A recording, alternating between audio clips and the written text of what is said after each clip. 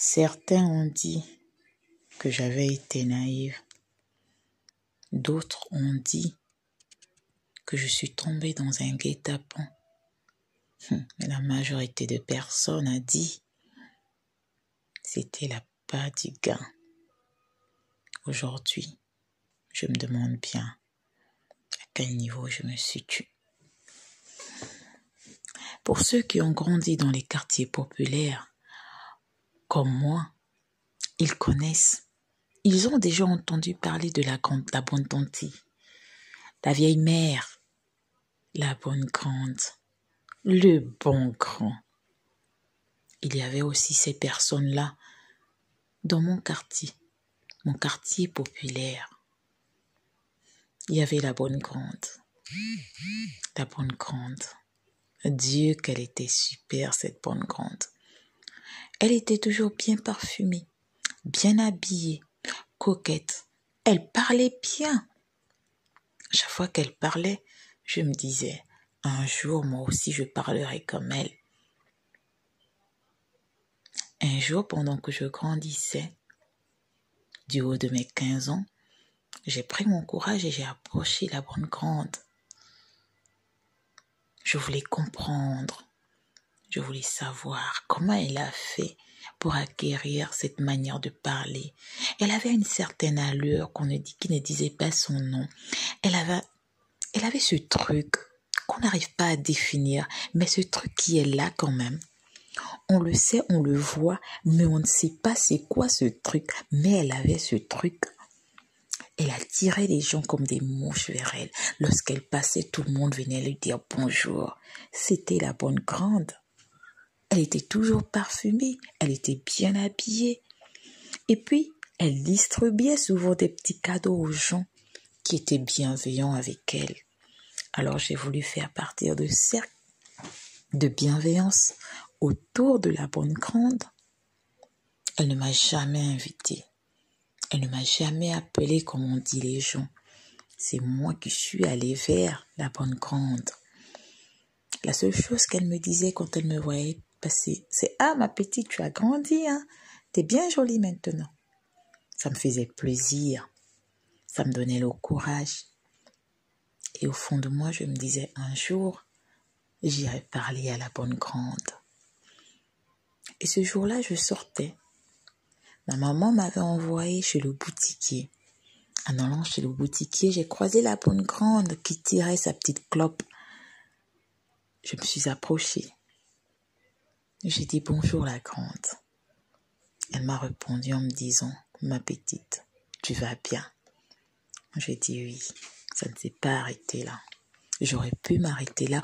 Aujourd'hui, je me dis, avec tout ce qui s'est passé, avec tout ce que j'ai vécu, je me dis, j'aurais pu m'arrêter là et continuer ma commission.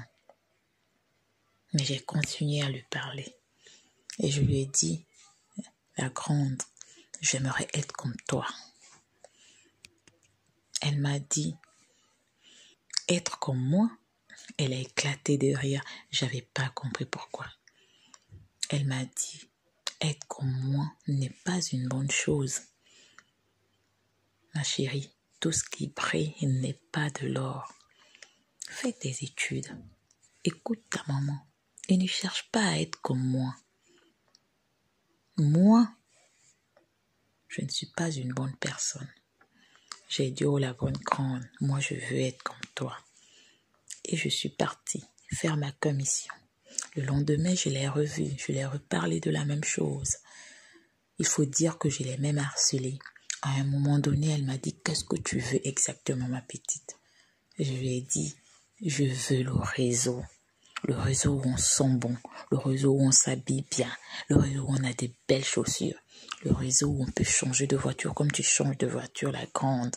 Je veux être comme toi. Elle m'a dit, tu es encore jeune. Va d'abord à l'école. Quand tu auras fini l'école, je te montrerai l'horizon. J'ai quand même terminé mes études. Pas terminé totalement, je suis arrivée jusqu'en terminale. La bonne grande était toujours là. Ce que moi, je n'avais pas compris, ce que la bonne grande, moi, j'évoluais, mais elle était pareille. Bon, c'est vrai, elle changeait de voiture, elle avait toujours un standing. De mes yeux, je voyais que son standing était élevé par rapport au mien. C'est tout à fait normal. Alors, un jour, en sortant des cours, j'ai recroisé la bonne grande. Elle m'a dit, « Ah, mais tu as grandi ?» Je dis, « Oui, maintenant, je suis au lycée. Et je vais préparer, dans 2 ans, je vais préparer mon baccalauréat. » Elle m'a dit, « Maintenant, tu es grande. Est-ce que tu veux toujours entrer dans le réseau ?»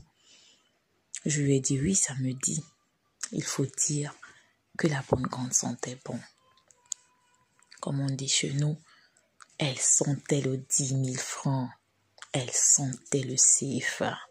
Quand tu croisais la bonne grande, le CFA coulait en elle. Et je voulais ce CFA. Je voulais ce parfum d'argent qui roulait en elle. Mais la bonne grande m'a dit que sa vie n'était pas de l'or, que tout ce qui brille n'est pas de l'or. Ce soir-là, elle me l'a répété. Elle m'a dit, « Ma petite, pour être comme moi, c'est dur. Le travail que je fais est difficile. Le travail que j'ai fait est sans retour.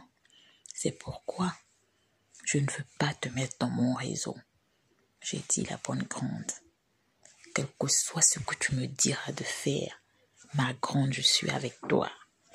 Ça ne sortira pas, c'est entre toi et moi. Mais je veux être comme toi, je veux briller. » Elle me dit, « Je ne brille pas, ma petite, je suis flou. » Je dis, « Moi, je vois que tu brilles. Et je veux briller comme toi, tu brilles. » La bonne grande m'a regardée, elle m'a dit, « Tu as le sang dans l'œil. Je peux faire quelque chose avec toi. » C'est là où commence la vie. C'est là où commence, en fait, ma déchéance.